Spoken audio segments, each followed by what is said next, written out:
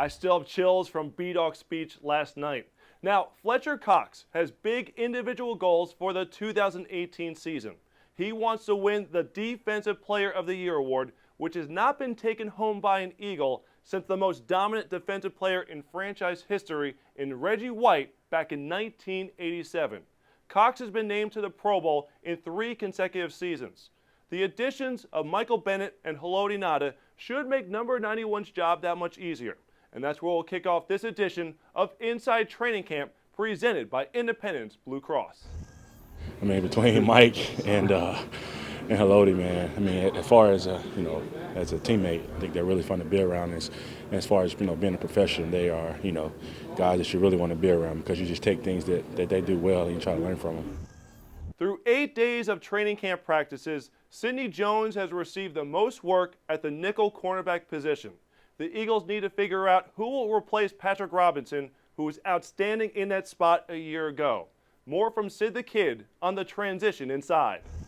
It's just a day-by-day process. It's really comfortable. I feel totally comfortable in there. Just trying to get better every day. 1% better is all I can do every day.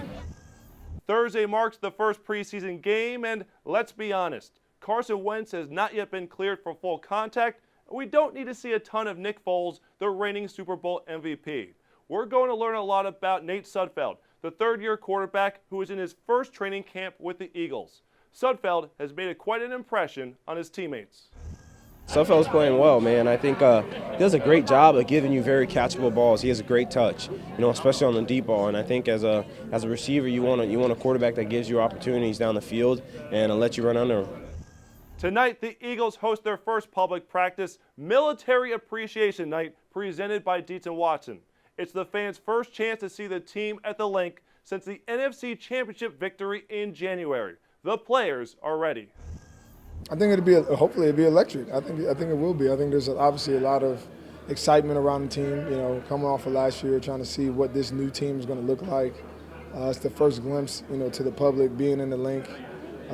Since the NFC Championship last year. So hopefully it's a fun environment. Hopefully we get out there, compete, have some fun, get the fans a show, a glimpse of what this 2018 team is going to look like.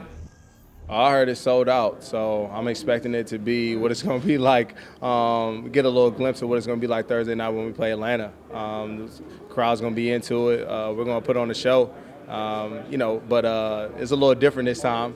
Obviously, we're going against one another. I predict the defense will come out victorious, but there's going to be a lot of plays made come Sunday night. Hey, it's an amazing thing. When you get into that stadium and you feel the energy of your fans in that environment, just have fun. Go out there, put on a show, and, play fast. That's the most important thing. Play fast and just have fun and be in the vibe of the game because that environment is what you feed off of that type of environment. Because come season time, that's the same thing.